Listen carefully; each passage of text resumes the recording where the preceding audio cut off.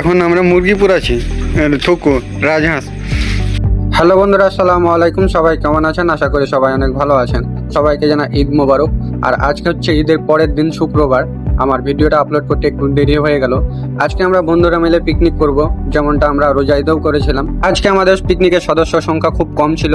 হুট করে যেহেতু পিকনিকের প্ল্যান করা, সেহেতু অনেকেই করতে চায়নি। তো আমরা যে কয়জন ছিলাম সে কয়েকজন মিলেই শুরু করে দিলাম আজকের এই পিকনিক।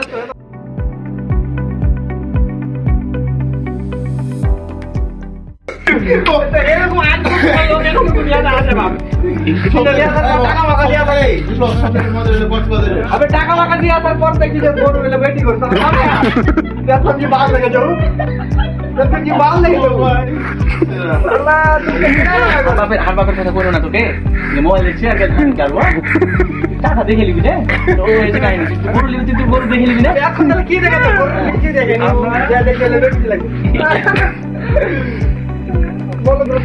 আমরা আজকে রাজহাঁস দিয়ে পিকনিক করব।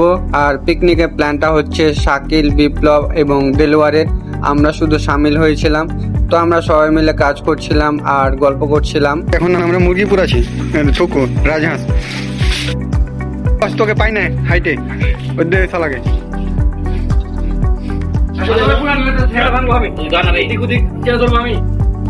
গাল ডাল দিস না তাইলে না গিরিশ ভাইকে এটা সিগন্যাল দেখি। আজকে আমি কোনো কাজ করিনি, কারণ আমি তাদের বলে দিয়েছিলাম আজকে আমি কোনো কাজই করতে পারবো না, যা করার তোদেরই করতে হবে। আমি শুধু আমার দোকান ঘরটা খুলে দিয়েছিলাম।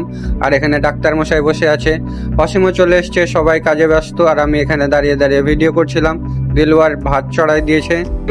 একটা নতুন নাম দিস তো।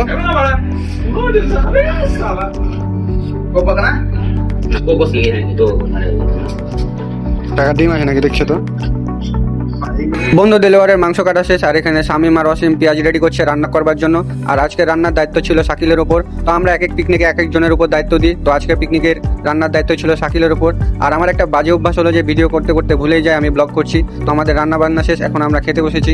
আর কোনো ভিডিও নেওয়া হয়নি। তো আজকের মতো এ পর্যন্তই। সবাই ভালো থাকবেন, আল্লাহ হাফেজ।